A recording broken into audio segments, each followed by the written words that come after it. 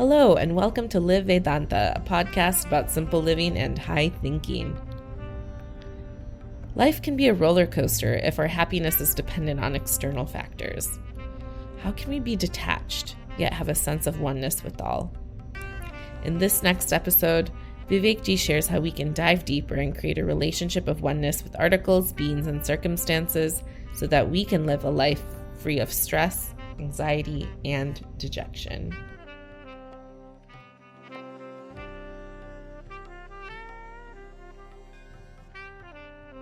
Hari Om, and greetings from Niagara Falls. From junior kindergarten, if you were in junior kindergarten, to the present, I want you to calculate how many years of schooling have you engaged in. From junior kindergarten until right now, in formal secular schooling, how many years have you invested in this? And then share in the chat.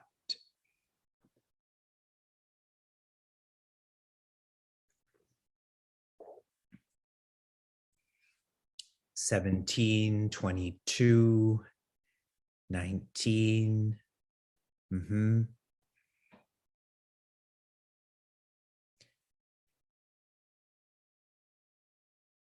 You calculated this fast. The average I'm projecting right now is around 19 years. For me, it's 18 years. I'm openly sharing that you're all more educated than I am. I don't try to hide that. In Bhagavad Gita, before Bhagavan Krishna teaches contemplation, he shares one needs to feel jnana, vijnana, triptatma, which means one has to feel any amount of secular education will not make one feel one is complete. That only vijnana, a subjective science, will make one feel complete. With such clarity, then one will have more passion for contemplation. So now putting this back on all of you, have you reached this feeling that no matter how much you explore the secular, that this will never complete you, and that only the sacred will complete you? I hope so.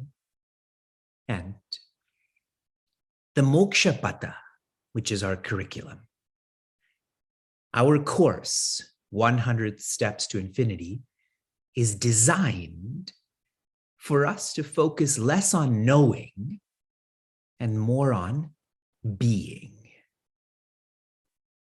To not just know what sattva is, but to be sattvic. Reviewing headspaces 61 and 62. These go together, Prakriti and Purusha, just like the gunas went together. And so I'm going to explain them together because they relate to each other. Prakriti means matter. The feeling that comes with matter is incompleteness. Purusha means spirit. The feeling that comes with this is completeness. Here are some insights to bring this to life. Another etymology of the word Purusha is Puri dehe shete iti Purusha, which in English means the presence that is residing in the body. Shete means sleeping, the implication is residing, that this presence never leaves. Now, Deha is not just this body, as in a human body. The implication of that is all. The spirit resides in all matter. Stones, plants, animals, humans. And so, stones, plants, animals, humans have the same ability. Their potential is not different. But the capability, how much of that is captured or expressed, is different.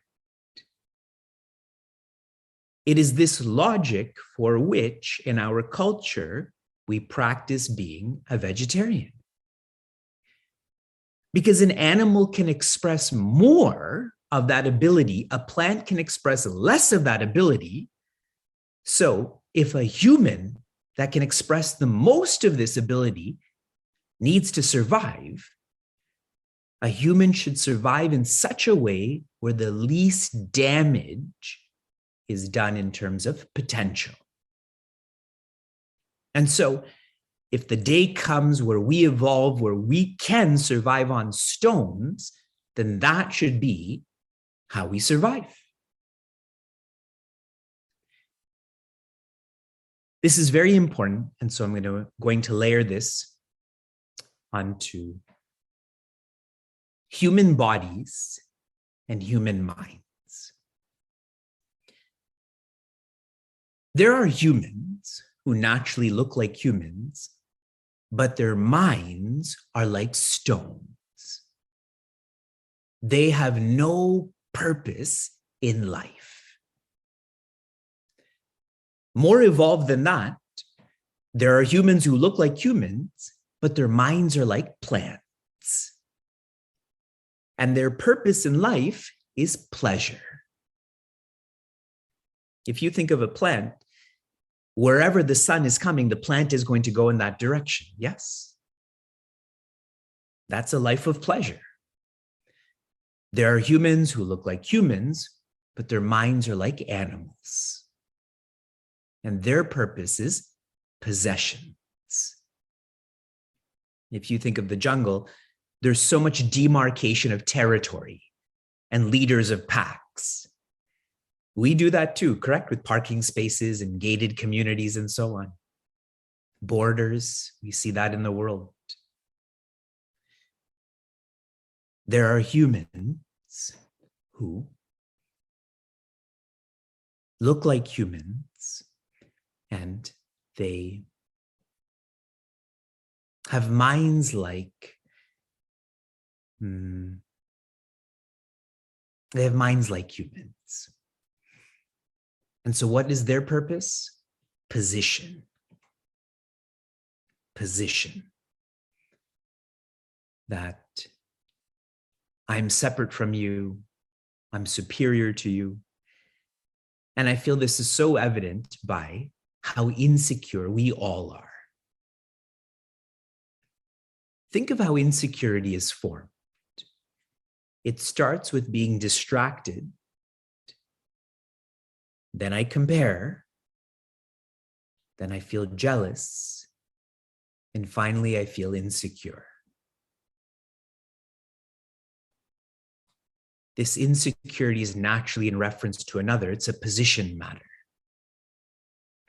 Everyone's with me so far? Stone minds, plant minds, animal minds, human minds, and then there are humans who have God minds. And their purpose is peace. They have no interest in position, in possession, in pleasure. You see how the humans all have the same ability, but each of these humans has a different capability.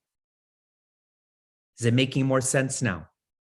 The play between Prakriti and Purusha.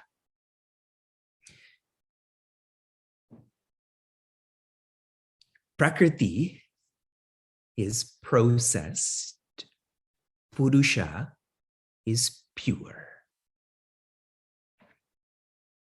the infinity, which naturally is pure, when this starts to assume qualities and forms and names, that's a form of processing. However, that Prakriti still has Purusha as its foundation. Just like in Bhagavad Gita, gold, stone, earth, they all have the foundation of earth, even more deeply existence. And that's why we call Prakriti nature with a small n. And Purusha is also called nature, but with a big N. And so an implication for us is to live in a less processed way.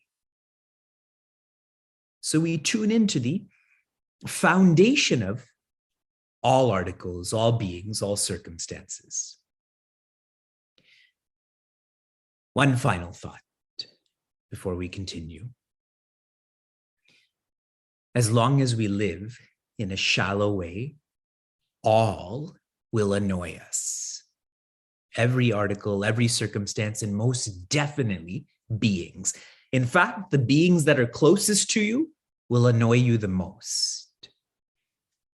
True sentiment. And that is why I shared titiksha, or endurance, is imperative to go from the shallow to the deep. When one endures, they don't get distracted by annoyances. They are inquiring more, and they come to understand and appreciate that all has the same root system, the same roots. If you look at the image for Purusha, it's a root system. To really close this out with a visualization, one of you in this class some time ago had sent me an image, and it was a photograph of, imagine a camera's looking up and there's all of these trees and sunlight shining on these trees. And the power of this photograph is all of these trees, the leaves, the lengths, everything is different, but they all have the same roots. They're all surviving on the same root system. See the Prakriti and the Purusha. So what are you looking at? As long as you look at the shallow, you will feel incomplete.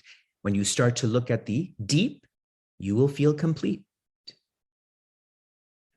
And that same sentiment is now extended to the next set of spaces: jiva, jagat, and I think your book says Ishwara, but it can also be called Jagadishwara.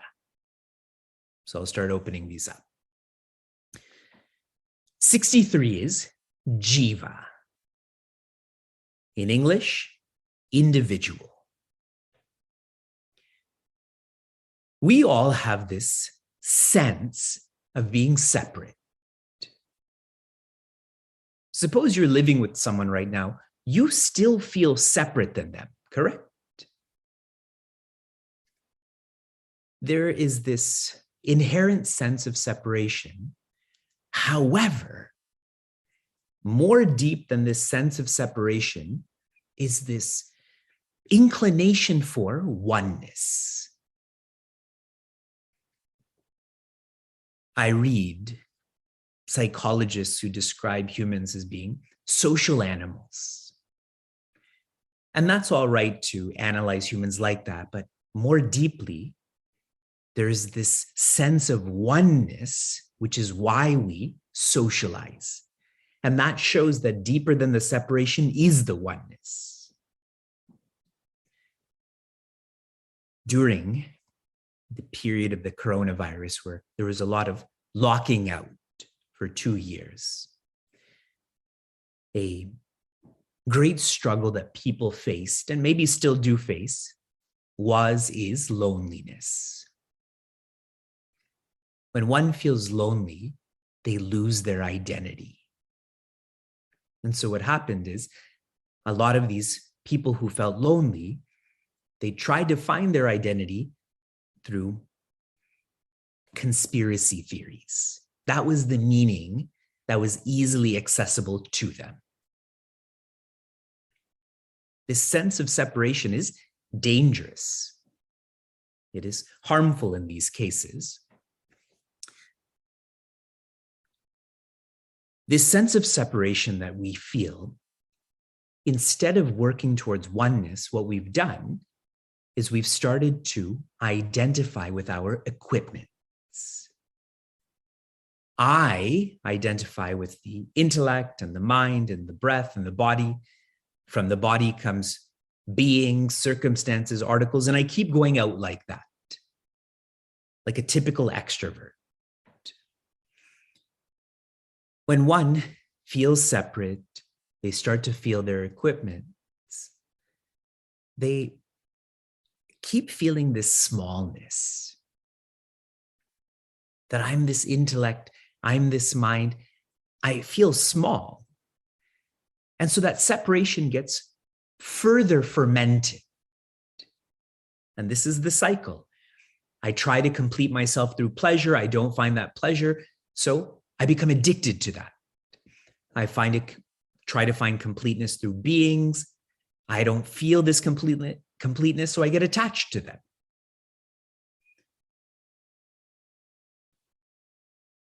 This jiva will go on feeling this sense of separation until they mature and realize that completing themselves through the equipments is not going to work. They have to complete themselves by going deeper to the spirit. And that is why in your books, the jiva is presented as a bubble. A bubble is in water. That bubble thinks it's separate from water. But when that bubble realizes that it's not separate from water, that bubble becomes one with water. That sense of separation becomes a sense of oneness. Many of you who read, write, reflect on Vedanta, please understand, when this body dies, it is the jiva that moves to another body, not the atma. I keep hearing even teachers of Vedanta say that the atma is moving from body to body to body. That is false. That is wrong. It is the jiva that moves from body to body to body. Experientially, today I've been reflecting a lot about how the fact the Ukrainian war has been going on for 2 weeks, and in 2 weeks, 2 million people have left the country.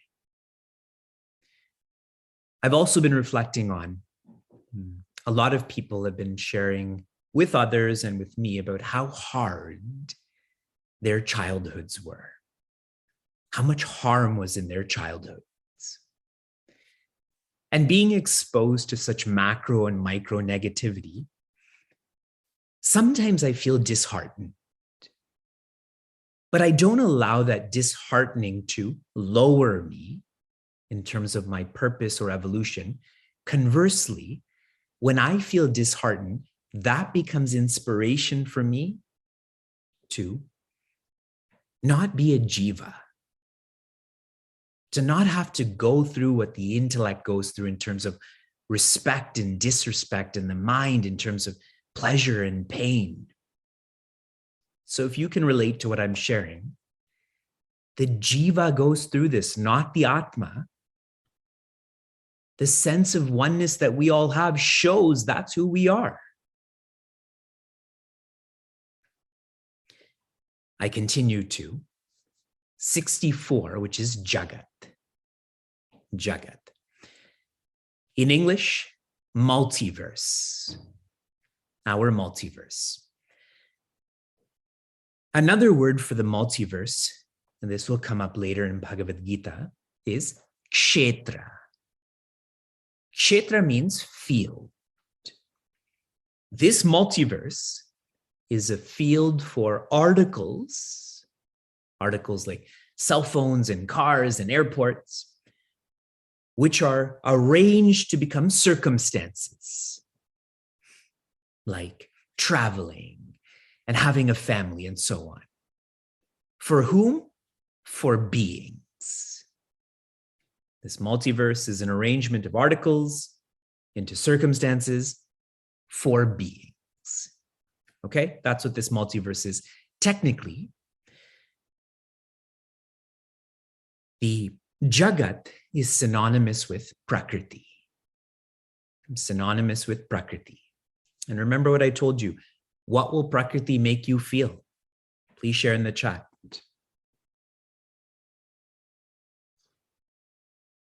Prakriti will make you feel incomplete. Exactly.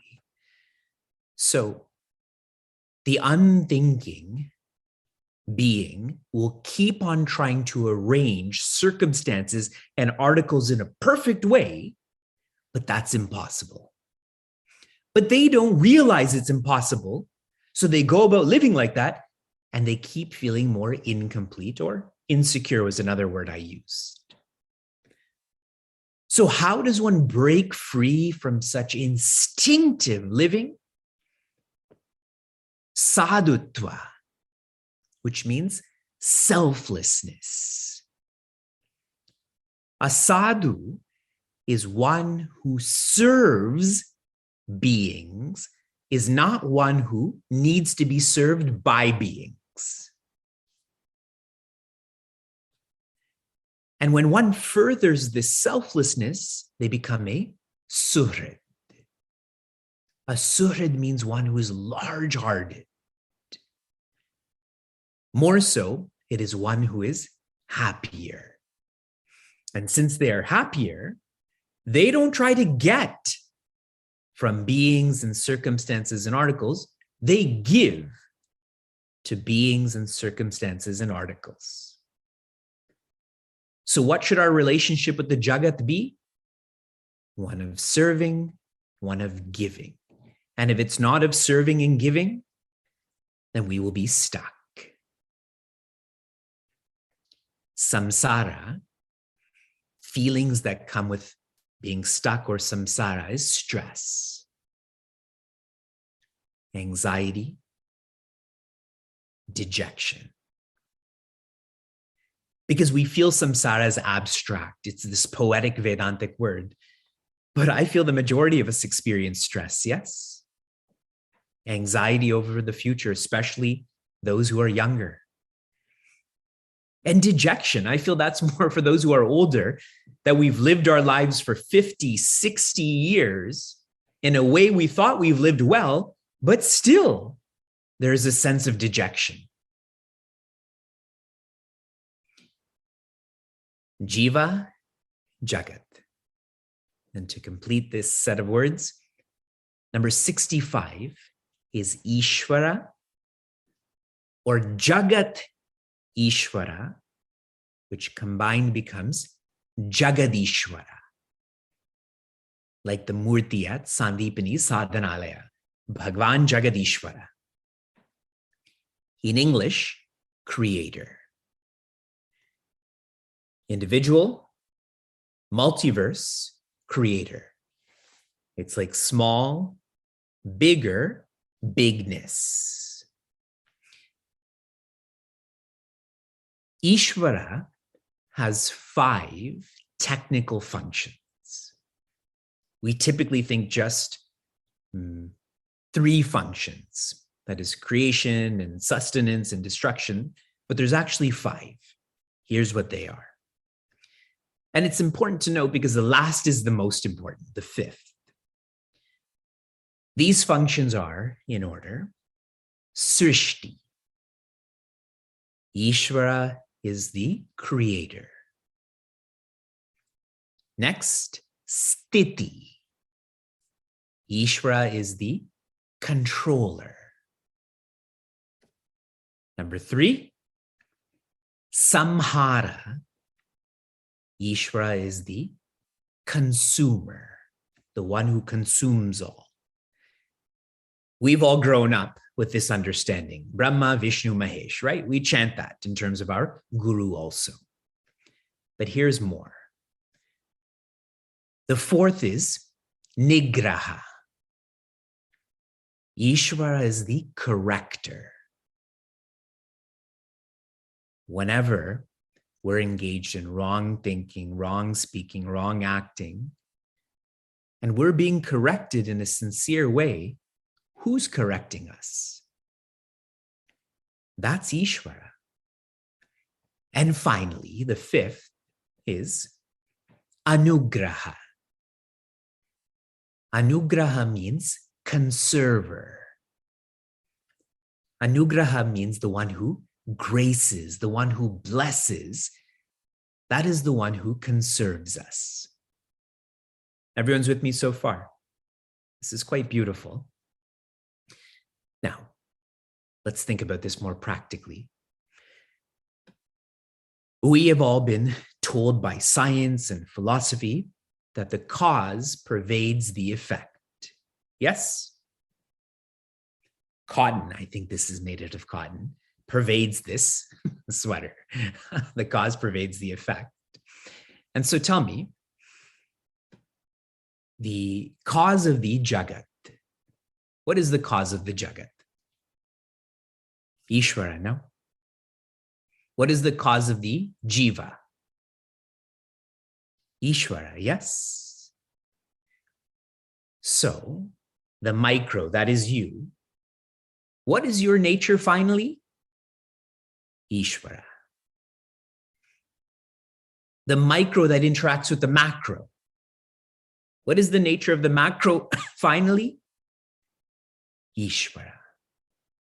And that's why we use terms like, very English terms like omnipresent, omniscient, and which is the one that I'm missing? Omnipotent, yes? Do you see what these words mean? Omnipresent is sat or existence. Omniscient is chit or awareness. And omnipotent, what power would you like to have? The power to be happy, correct? The power to help other people be happy. That is ananda or joy. So what is the nature of all? It is a uniform nature of existence, awareness, joy. I love these higher parts of the moksha pata that are most transformative. Most transformative. A final thought for all of you. If you remember when I had shared what Shiva means, Shiva is an icon for simple living. And in this acronym or acrostic poem, what was the H? What was the H? Do you remember?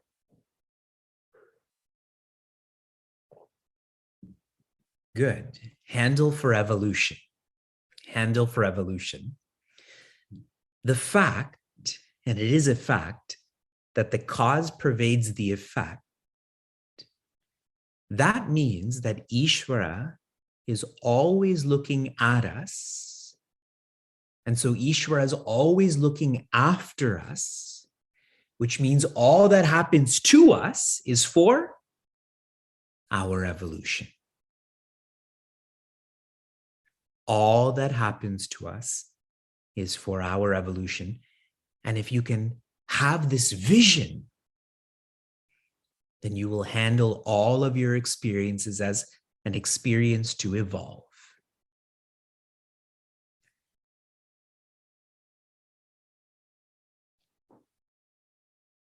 The one who is sattvic is a visionary. Prakriti and Purusha, and now Jiva, Jagat, Jagadishvara, one who lives by vision, they know and then they see. inside there is change, outside there is no change. So for the one with vision, Prakriti is not going to change in terms of a cup is not going to become a plate. The people in your life are not going to disappear. This is not Thanos snapping his finger and half the population goes away. But your vision will be, I am complete and no one else can or needs to complete me. What a free way to live. The same vision towards all our jivas, all of this is jagat, but finally all are Ishwara.